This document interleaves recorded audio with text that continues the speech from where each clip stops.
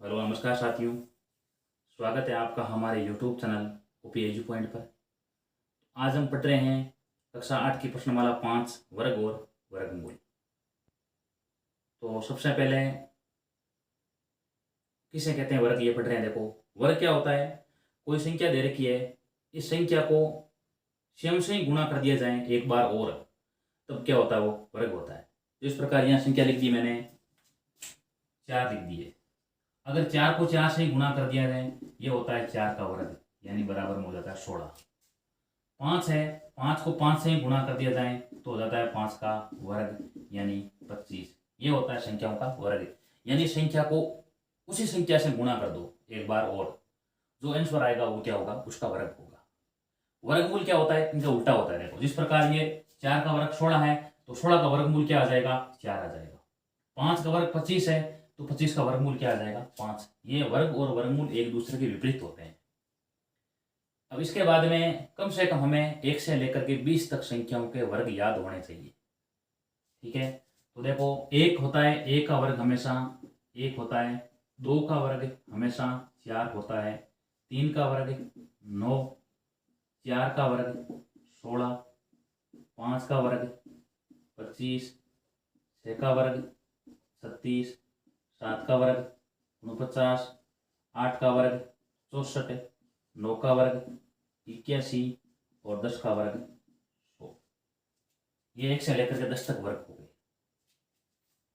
उसके बाद में 11 का वर्ग 121, 12 का वर्ग 144, 13 का वर्ग 169, 14 का वर्ग 196, 15 का वर्ग 225, 16 का वर्ग 256, 17 का वर्ग 289, 18 का वर्ग 324, 19 का वर्ग 361 और 20 का वर्ग होता है 400। कम से कम हमें 20 तक वर्ग याद होने चाहिए। और अब इसके बाद में हम पढ़ रहे हैं आगे प्रश्नमाला 5.1 न्यू एनसीईआरटी सिलेबस। जो नए सिलेबस में दिया गया है वो पढ़ रहे हैं। देखो,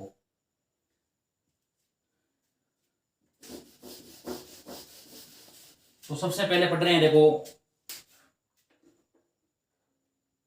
तो एक बात देख सकते हैं। देखो,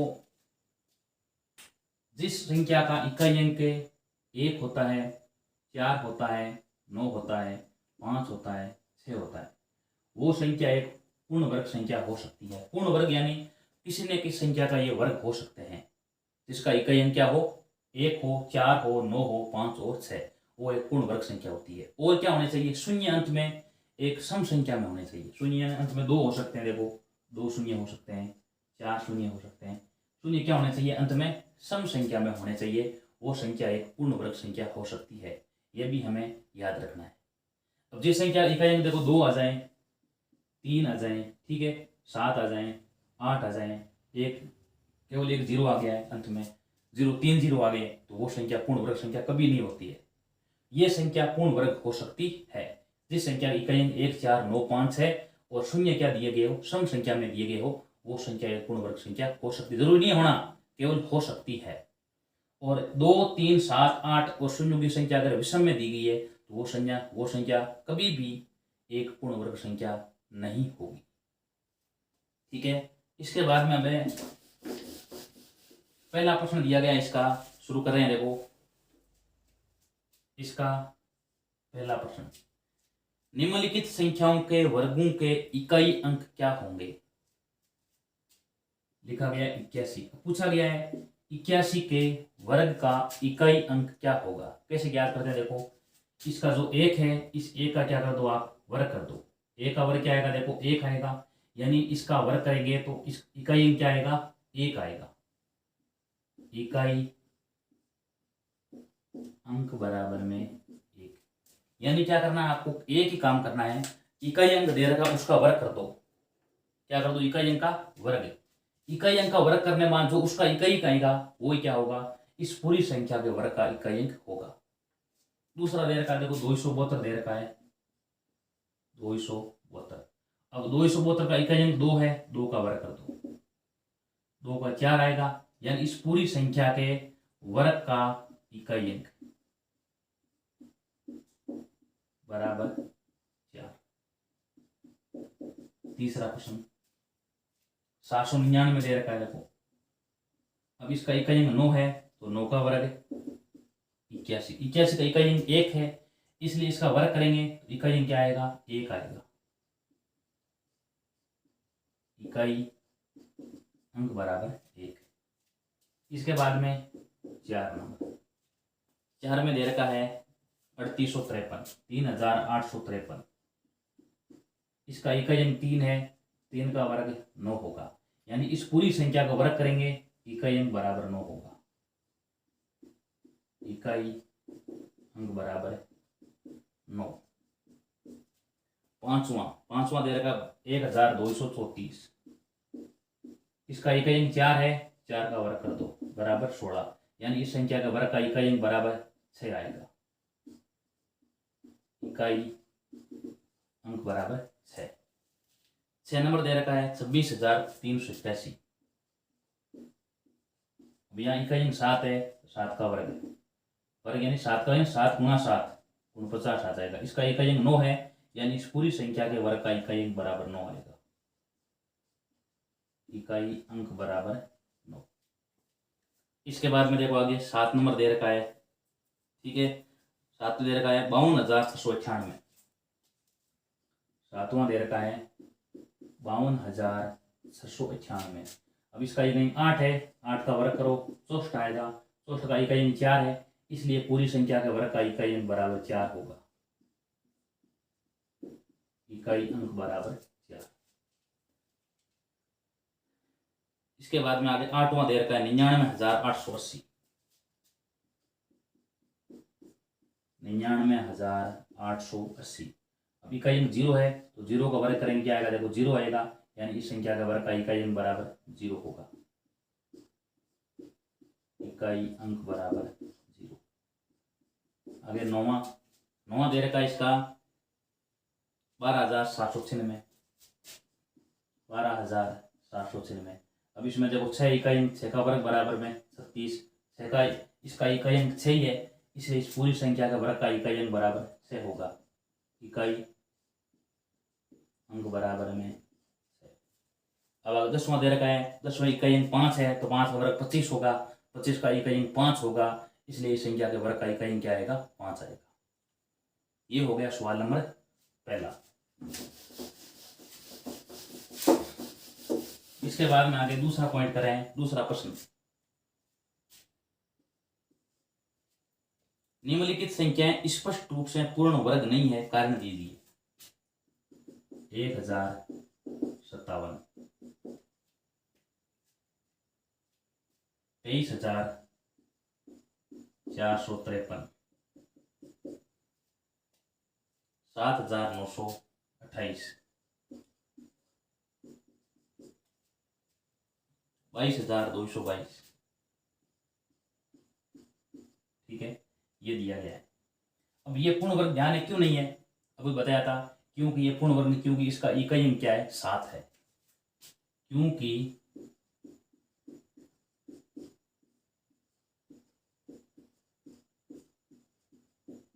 इकाई अंक 7 है।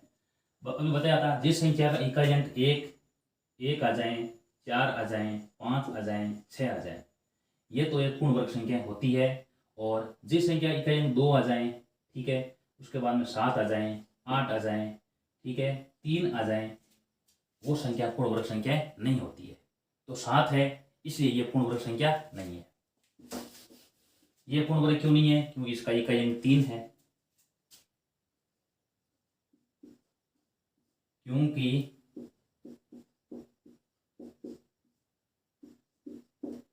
इकाई अंक 3 है। ये पूर्ण वर्ग है, पूर्ण वर्ग नहीं है। क्यों नहीं? क्यों नहीं है? क्योंकि इसका इकाई अंक 8 है। क्योंकि इकाई अंक बराबर 8 है। ये पूर्ण वर्ग नहीं है क्योंकि इसका इकाई अंक क्या है? 2 है। क्योंकि इकाई अंक 2 है। ये हो गया देखो प्रश्न 4 तक। इसके बाद में आगे 5वां और दे रखा है पांचवें में दे रखा है 64 और आगे 3 जीरो 64,000 दे रखा है पांचवा। इसमें अंत में शून्यों की संख्या किसमें दे रखी है? विषम संख्या में दे रखी है, सम में नहीं दे रखी है। देखो क्योंकि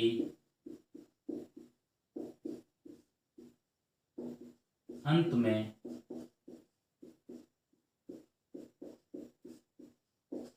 शून्यों की संख्या विषम में है, विषम है, ठीक है। इसमें है ये विषम में है, इसलिए ये संख्या एक पूर्ण वर्ग नहीं है। 6 नंबर लिखा है 89, 792, 722। क्यों नहीं है? ये पूर्ण वर्ग नहीं है क्योंकि इसका इकाई अंक 2 है, क्योंकि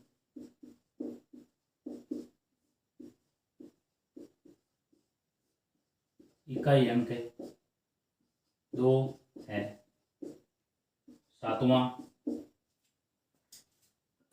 सातवां दे रखा है 22, 222 आगे 3 जीरो दे रखा है। अब ये पूर्ण वर्ग क्यों नहीं है? क्योंकि इसमें अंत में शून्यों की संख्या क्या है? देखो विषम है, 3 है तो भी विषम ही तो है, इसलिए ये पूर्ण वर्ग नहीं है। क्यों नहीं है? क्योंकि अंत में शून्यों की संख्या एक विषम है। इसका 8 नंबर पॉइंट, 8 नंबर दे रखा है 50, 50, 50। अब ये देखो पूर्ण वर्ग क्यों नहीं है? क्योंकि अंत में शून्यों की संख्या क्या है? एक है, एक विषम संख्या होती है, तो क्योंकि अंत में शून्यों की संख्या एक विषम है। इस प्रकार ये कर सकते हैं। देखो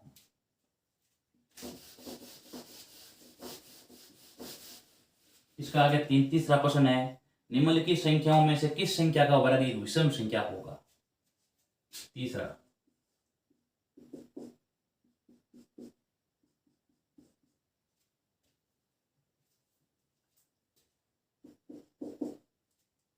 सबसे पहले दे रखा है 431।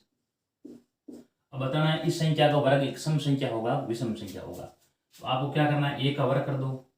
एक आ रहा है, एक सम संख्या विषम संख्या है, सम संख्या है, इस विषम संख्या है, इसलिए इस संख्या का वर्ग क्या आएगा? एक लिख दो विषम संख्या, वर्ग विषम संख्या होगा। उसके बाद में 2826 दे रखा है, 2826।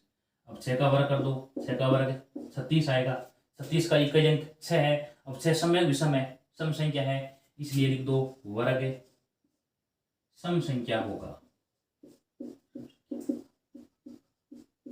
वर्ग सम संख्या में होगा।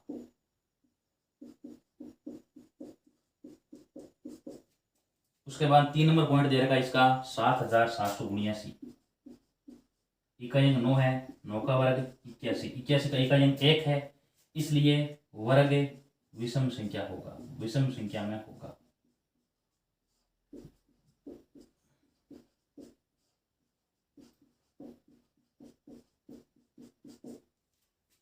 चार नंबर पॉइंट दे रखा है आगे इसका 82,004। इकाई अंक 4 है, यानी 4 का वर्ग बराबर 16, 16 का इकाई अंक 6 है, इसलिए वर्ग सम संख्या में होगा, वर्ग सम संख्या में होगा। इस प्रकार आपको करना क्या है? इसका इकाई अंक वर्ग कर दो। अगर वर्ग सम में आ रहा है तो इस पूरी संख्या का वर्ग एक सम संख्या होगा। वर्ग विषम संख्या में आ रहा है तो इस पूरी संख्या का वर्ग एक विषम संख्या होगा। ये हो गया तीसरा। अब आगे देखो आपको क्या करना है। सवाल नंबर 4 में निम्न प्रतिरूप का अवलोकन कीजिए और रिक्त स्थान भरिए। 11 का वर्ग दे रखा है 121, उसके बाद में 101 दे रखा है, 101 आएगा 10,201, उसके बाद में आगे 1001, इसका वर्ग आएगा 1, और इसके बाद में आगे 1, यहाँ 4 जीरो दे रखे हैं, बताना है क्या आएगा। और आगे यहाँ पर जीरो दे रखे हैं 6,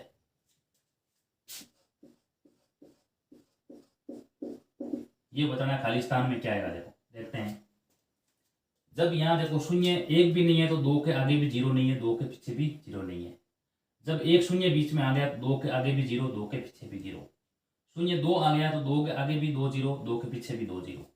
शून्य चार आ गया तो क्या आएगा, देखो दो के आगे भी चार जीरो और दो के पीछे भी चार जीरो। शून्य अगर छः आ गया है तो दो के आगे भी छः जीरो और दो के पीछे भी छः जीरो और आगे एक हो गया। ये देखो इस प्रकार आप प्रतिरूप को देख करके पहले ये तीन बातें दी, इसको ध्यान से पढ़ो और इसके बाद में यहाँ खाली स्थान में आपको उत्तर भरना है। 4 नंबर, 5 नंबर आ गए। 5 में दे रखा है, वापिस वही दे रखा है, निम्न प्रतिरूप का अवलोकन कीजिए और रिक्त स्थान भरिए। 11 का वर्ग दे रखा है 121, 101 का वर्ग दे रखा है 10 20 1, ठीक है। और बाद में इसका वर्ग दे रखा है 10 20 30।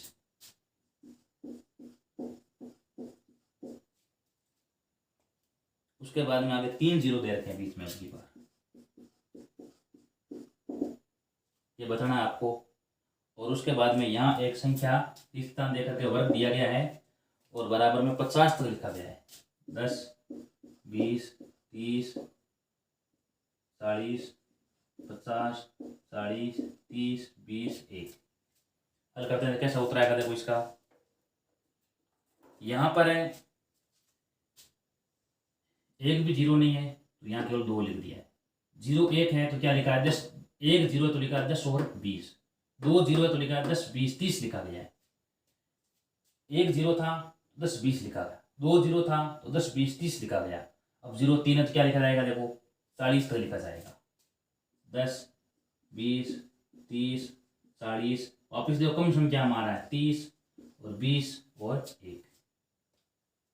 और यहाँ देखो 50 लिखा गया है तो 50 है तो जब देखो 3 जीरो थे तब 40 लिखा गया था। अब 50 जीरो कितना आएंगे, देखो 4 जीरो आएंगे। ये देखो वर्ग इस प्रकार वर्ग होगा, यहाँ लिख दो 1। जब जीरो देखो 4 जीरो है तो 50 तक लिखा गया है, 3 जीरो है तो 40 तक लिखा गया है, ठीक है। यानी आप संख्या देख सकते हो कि 0 4 है तो संख्या 5 तक लिखी गई है। देखो 1 2 3 4 5 लिखी गई है। संख्या 3 है, 0 3 है तो संख्या 4 तक लिखी गई है। और संख्या देखो यहाँ पर पहले दो जीरो थे तो संख्या 3 तक लिखी गई थी, 1 जीरो था तो संख्या 2 तक लिखी गई है। इस प्रकार आप देख सकते हैं। ये हो गया 5वां। इसके बाद में आगे 6 नंबर। 6 में लिखा गया है निम्न प्रतिरूप का उपयोग करके लुप्त संख्याओं को ज्ञात कीजिए। 1 का वर्ग, 2 का वर्ग, 2 का वर्ग बराबर 3 का वर्ग।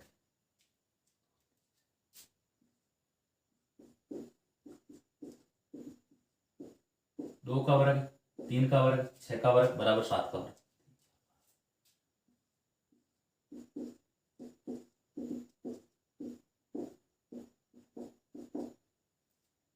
उसके बाद में आगे 4 5, 4 का वर्ग, 5 का वर्ग, यहाँ खास जगह का आगे वर्ग दे रखा है। उसके बाद में बराबर में 21 का वर्ग दे रखा है और आगे दे रखा है 5 का वर्ग दे रखा है। रिक्त स्थान दे रखा है आगे वर्ग प्लस 30 का वर्ग बराबर 31 का वर्ग। लास्ट में दे रखा है 6 का वर्ग, 7 का वर्ग।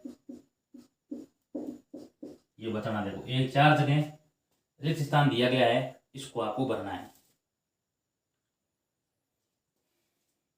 1 2 3, ठीक है, 1 2 और 2, यानी 1 को 2 से गुणा किया 2 प्राप्त हो रहा है, 2 को 3 से गुणा किया 6 आ रहा है, 3 को 4 से किया 12 आ रहा है, 4 को 5 से गुणा यहाँ क्या आएगा, देखो 20 आ जाएगा, 20 का वर्ग। 5 को किससे गुणा करेंगे, 30 आ जाए, 6 से करेंगे तो यहाँ आ जाएगा 6 का वर्ग। 5 का वर्ग, 6 का वर्ग, 30 का वर्ग।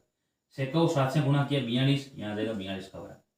यानी यहाँ पर 20 का वर्ग, यहाँ 6 का वर्ग और यहाँ कैसा है, देखो देख सकते हैं। 1 को 2 से गुणा किया 2, 2 को 3 से गुणा किया 6, 3 को 4 से गुणा किया 12, 4 को 5 से गुणा किया 20, 5 को 6 से गुणा किया 30, और 6 को 7 से किया 42 हो गया ये।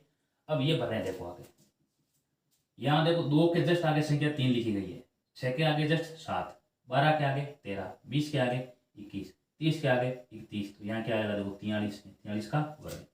इस प्रकार ये रिक्त स्थान पूरा हो गया है। आगे करते हैं 7वां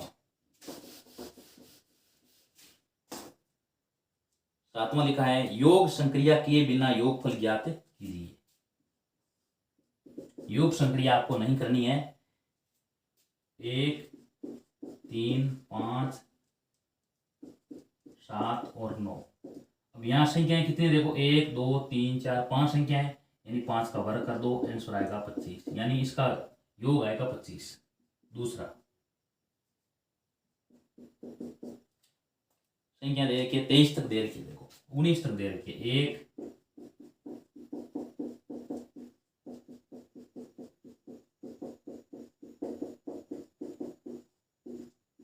1, 2, 3, 4, 5, 6, 7, 8, 9, 10 संख्या है, 10 का वर्ग कर दो, बराबर में 100 आएगा, यानी इस संख्याओं का योगफल क्या आएगा 100 आएगा। 3 नंबर कहाँ तक दे रखा है देखो 23 तक दे रखा है। 1, 3, 5, 7, 9, 11, 13, 15, 17, 19, 21 और 23। 1, 2, 3, 4, 5, 6, 7, 8, 9, 10, 11, 12 संख्या है, 12 का वर्ग कर दो, बराबर में आ जाएगा 144, यानी इस संख्या का जो योगफल होगा वो 144 होगा। ये हो गया 7वां। कुछ नहीं करना आपको, संख्या देख लो, संख्या है कितनी, 5 है तो 5 का वर्ग कर दो, 6 है तो 6 का वर्ग कर दो, 7 है 7 का वर्ग कर दो, ठीक है, 10 है 10 का वर्ग कर दो। यहाँ देखो 5 थी, 5 का वर्ग कर दिया, ये कुल संख्या 10 थी, 10 का वर्ग कर दिया, ये कुल संख्या 12 थी, 12 का वर्ग कर दिया, आंसर आ गया, योगफल आ गया।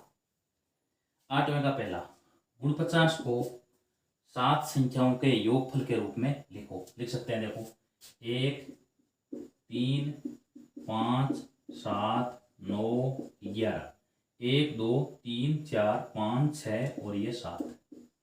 जब इनको जोड़ोगे ना तब इसका आंसर क्या आएगा 49 ही आएगा। देखो दूसरा, 121 को 11 विषम संख्या रूप योग के रूप में लिखो, यानी 121 को 11 विषम संख्या के योग के रूप में लिख दो।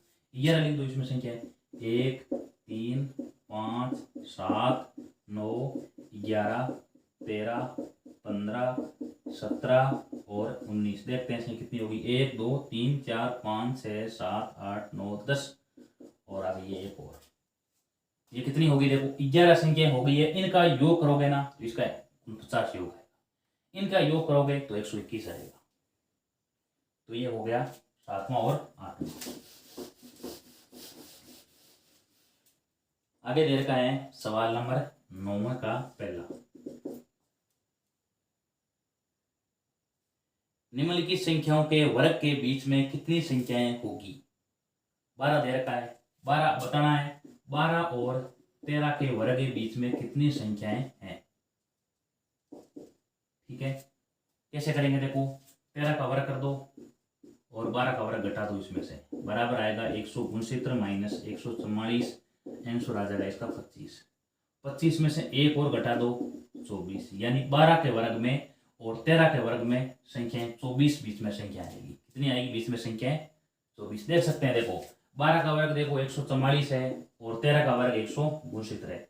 इनके बीच में संख्याएं देखे ना, कितनी संख्या आ रही बीच में 24 संख्या आएगी। देख सकते हैं, देखो 144 और 169 के बीच में कुल संख्या कितनी आएगी 24 आएगी। ये इसका आंसर है। देखो यानी क्या करना है आपको, दोनों संख्याओं का वर्ग कर दो और आपस में घटा दो और घटाने के बाद में उसमें से एक और घटा दो, जो आंसर आएगा वही क्या होगा आंसर आ जाएगा।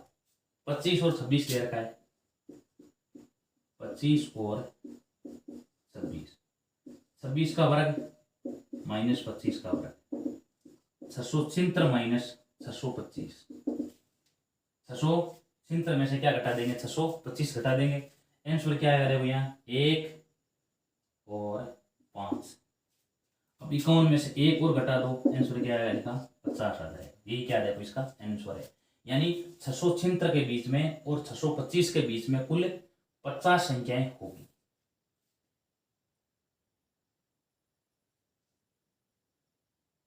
670 के और 625 के बीच में कुल 50 संख्याएं होगी।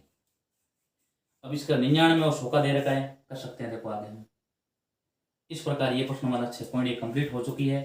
यदि आपको वीडियो अच्छा लगा है तो वीडियो को लाइक कीजिए, शेयर कीजिए, कमेंट कीजिए और इस चैनल को सब्सक्राइब कीजिए। आगे वाले वीडियो में हम प्रश्नमाला 5.2 शुरू करेंगे। धन्यवाद।